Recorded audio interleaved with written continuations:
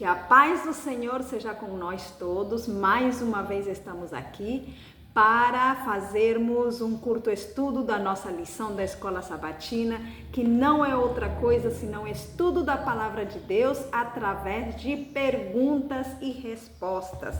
Se você está aqui novo, eu lhe peço, fique até o final, você vai ver quantas lições maravilhosas nós veremos. E também nos colabore colocando o seu like, se inscrevendo no canal, já que isto ajuda para que muitas pessoas mais possam ouvir também estas partes da palavra do Senhor. A lição nossa desta semana é Compreensão Iluminada, é o título da nossa lição. E vamos ir diretamente à introdução, que diz assim: tendo iluminados os olhos do vosso entendimento, para que saibais qual seja a esperança de sua vocação e quais as riquezas da glória da sua herança nos santos. Com a ajuda de Deus, você deve controlar sua língua. Fale menos e ore mais. Nunca questione os motivos de seus irmãos, pois como você julgar, Deus declarou que você também será julgado. Abra seu coração para a segurança, para os alegres raios do sol da justiça. Cultive pensamentos bondosos e afetos santos. Cultive o hábito de falar bem de seu próximo. Não permita que o orgulho ou a própria justiça o impeça de fazer uma confissão franca e completa de seus maus atos, se deseja o perdão de Deus. Isso é o que está escrito no manuscrito da irmã Ellen White. É muito interessante este parágrafo, onde nos faz ver que nós precisamos orar mais e falar menos. Mas muitas vezes nós fazemos que falamos mais e oramos menos. E é por isso que muitas vezes acabamos falando coisas que não devemos falar do nosso próximo. Por isso que está falando aqui que cultivemos o hábito de falar bem dos nossos semelhantes no lugar de falar mal deles. Bom, o nosso título é Compreensão Iluminada. Então, o que tem que ver isso com a compreensão iluminada? Porque quem tem uma compreensão iluminada vai saber qual é a vontade de Deus, e a vontade de Deus não é que nós estejamos falando mal dos nossos irmãos. Por isso é que o versículo de introdução dizia: tendo iluminados os olhos do vosso entendimento, para que saibais qual seja a esperança da sua vocação e quais as riquezas da glória da sua herança nos santos. Então, para saber essa herança maravilhosa que Deus tem para todos aqueles que o amam. Vamos para a primeira pergunta. O que é um símbolo da compreensão celestial? O que é um símbolo da compreensão celestial? Provérbios capítulo 16, o versículo 22, nos diz assim: o entendimento para aqueles que o possuem é uma fonte de vida, mas a instrução dos tolos é a sua estultícia. Então, o que é um símbolo da compreensão celestial? É um símbolo de que uma fonte de vida, está dizendo ali. Que lindo, né? Uma fonte serve para quê? Se falamos de uma fonte de água, também é como uma fonte de vida, porque não tem ser humano que viva sem água. Jesus também disse em uma ocasião: eu sou a água da vida. Tanto que quando ele se encontrou com aquela samaritana na beira do poço, o Senhor Jesus disse: eu tenho uma água, que aquele que beber dessa água não terá sede jamais. De qual água ele estava falando? Da água da vida espiritual. A nossa notinha está dizendo assim: a excelência da sabedoria é que ela dá vida ao seu possuidor. Olhem aí, a excelência da sabedoria é que ela dá vida ao seu possuidor. As palavras que eu vos disse, declarou Jesus, são espírito e são vida. A energia criadora que trouxe a existência aos mundos está na palavra de Deus. Esta palavra comunica poder, ela gera vida. Cada ordenança é uma promessa aceita voluntariamente, recebida na alma, traz consigo a vida do ser infinito, transforma a natureza, cria de novo a alma à imagem de Deus.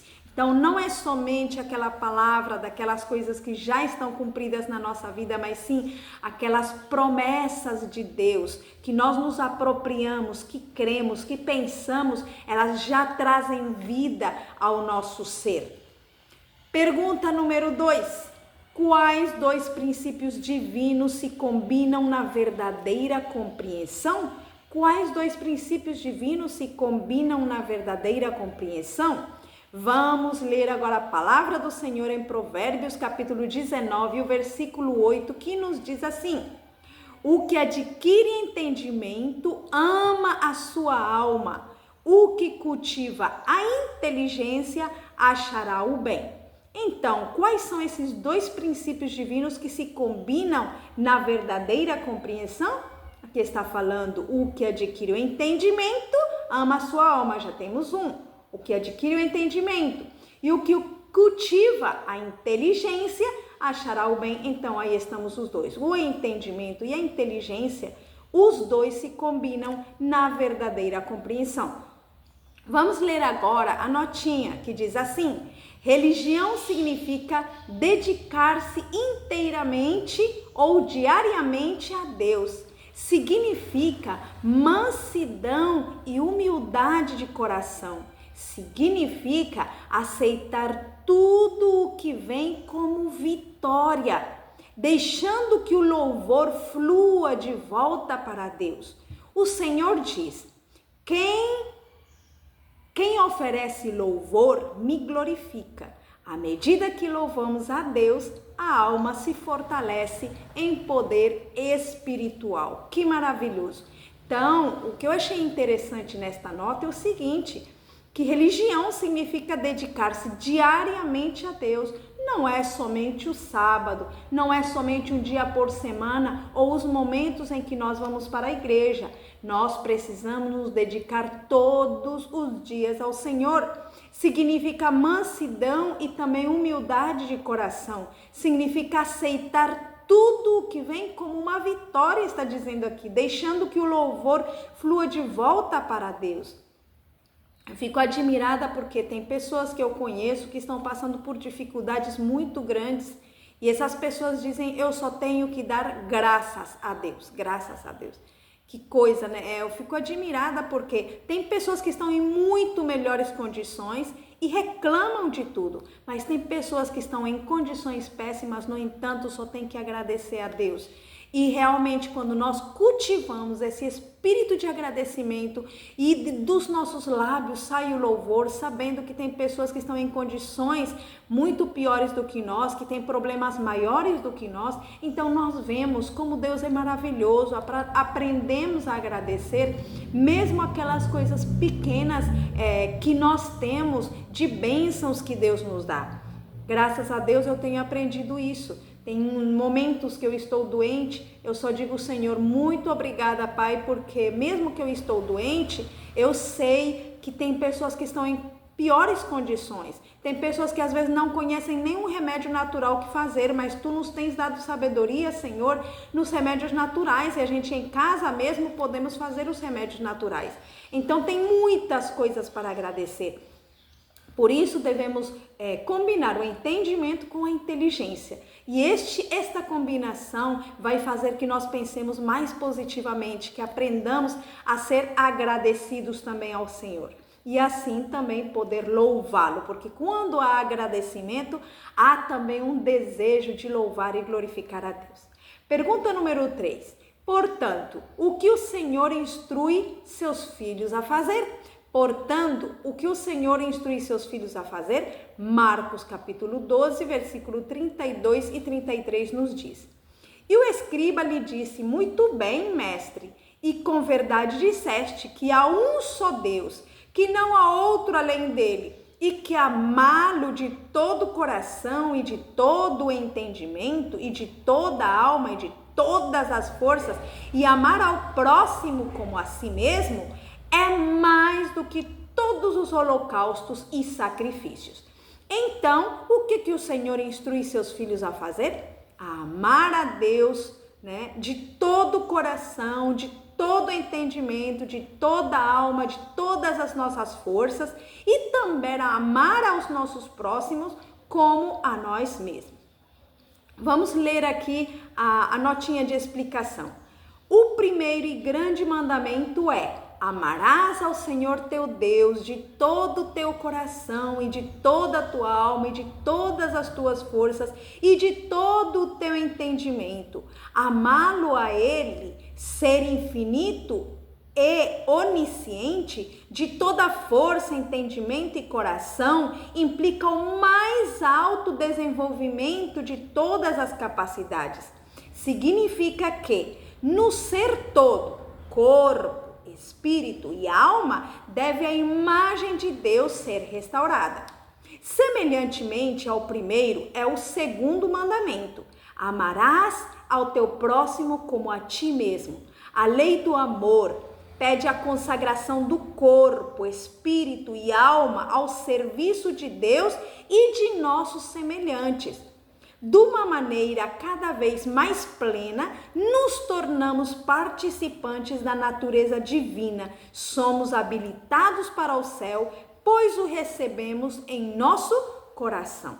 Que lindo saber que nós podemos adquirir a imagem de Deus em nossa vida quando nós amamos a Deus de todo o nosso coração, com todas as nossas forças, com toda a nossa inteligência, quando amamos também aos nossos próximos como a nós mesmos. Só que a pergunta fica: como eu vou amar aqueles que muitas vezes me maltratam?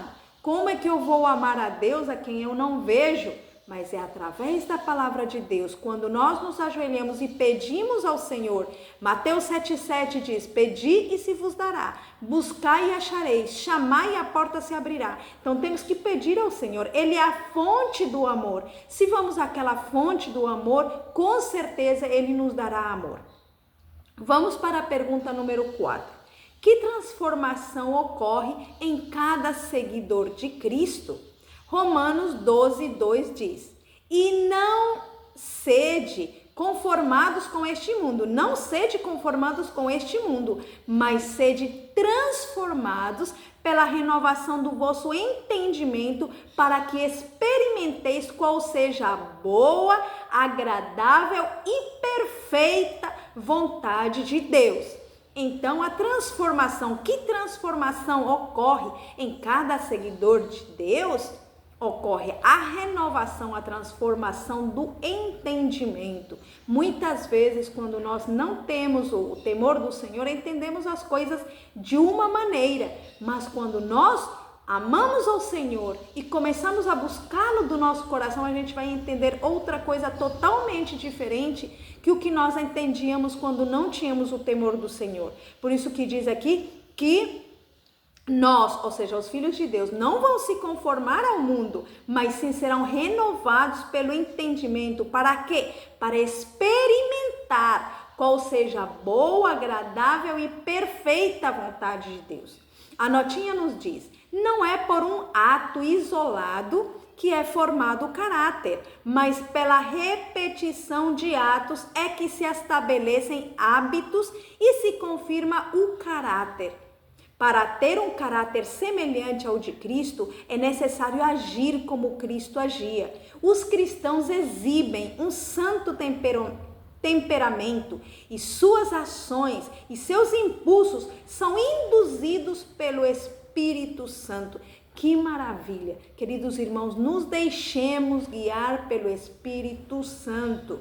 Assim vamos ter um caráter semelhante ao de Cristo. Que o nosso entendimento seja renovado para experimentar em nossa vida a boa, agradável e perfeita vontade de Deus. Vamos para a pergunta número 5. Que atitude, evidência de compreensão divina? Que atitude, evidência de compreensão divina? Vamos para a palavra do Senhor mais uma vez.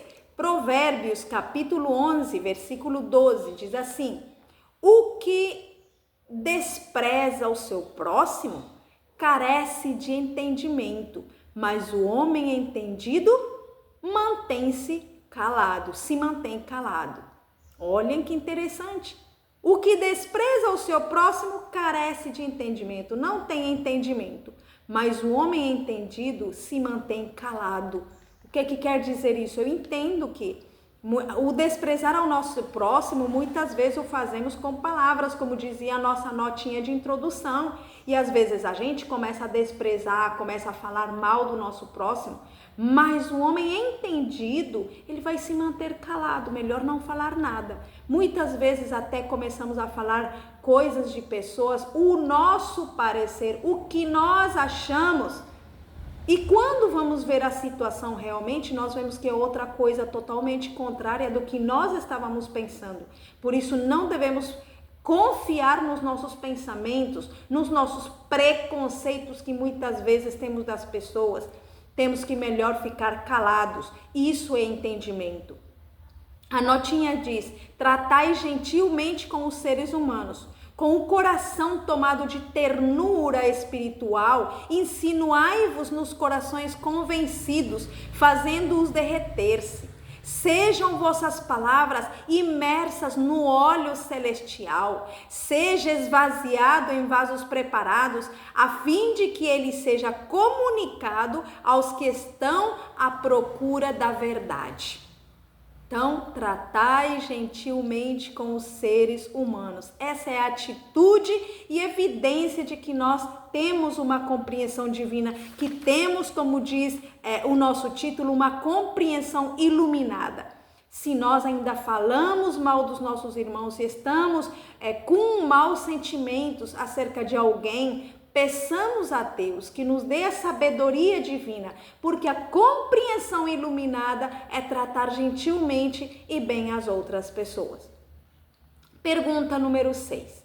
Que influência faz uma pessoa rejeitar a compreensão celestial? Que influência faz uma pessoa rejeitar a compreensão celestial? Vamos novamente para a palavra do Senhor. Vamos ler em 2 de Coríntios, capítulo 4, versículo 4, que diz assim: nos quais o Deus deste século cegou o entendimento dos incrédulos, para que lhes não resplandeça a luz do evangelho da glória de Cristo, que é a imagem de Deus. Que interessante.